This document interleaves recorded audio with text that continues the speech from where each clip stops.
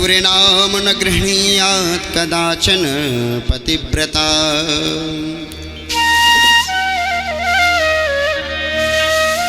पतिव्रता नारी का दर्शन करने से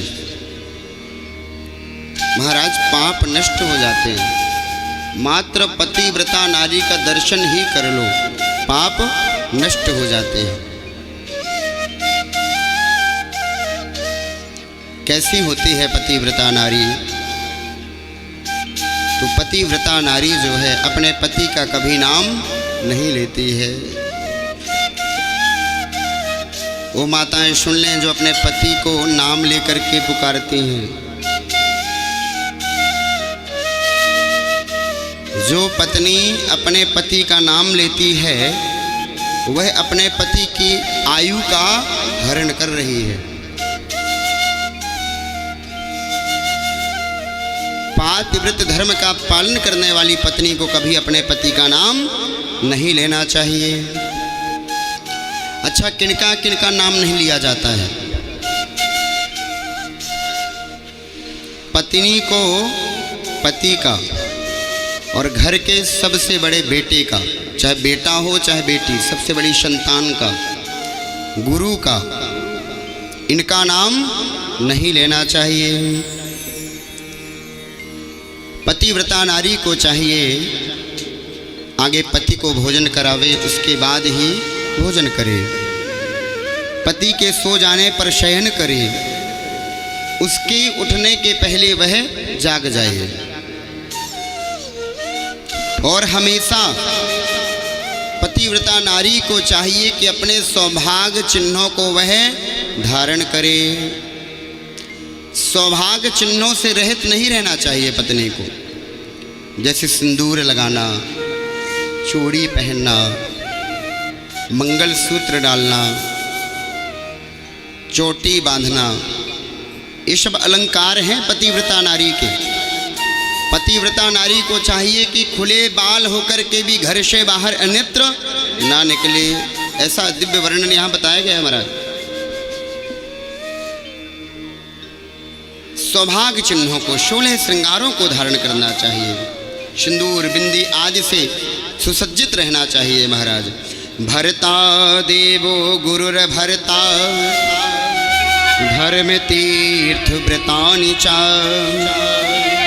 तस्मात् सर्वं परित्यज्य पतिमेकं समर्चये।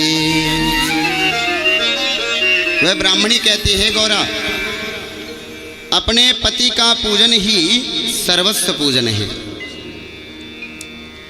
देव पूजन करिए, अतिथि पूजन करिए, भगवान का मनन करिए, चिंतन करिए। लेकिन महाराज मंदिर में तो खूब हर हर महादेव और घर में दूसरा वाला महादेव,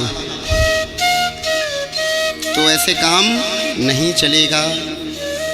पतिव्रता नारी को चाहिए कि अपने पति से ऊंची आवाज में भी बात ना करे। उसे सदैव शालीन रहना चाहिए, सुशील रहना चाहिए। बहुत ज़्यादा बात भी नहीं करनी चाहिए।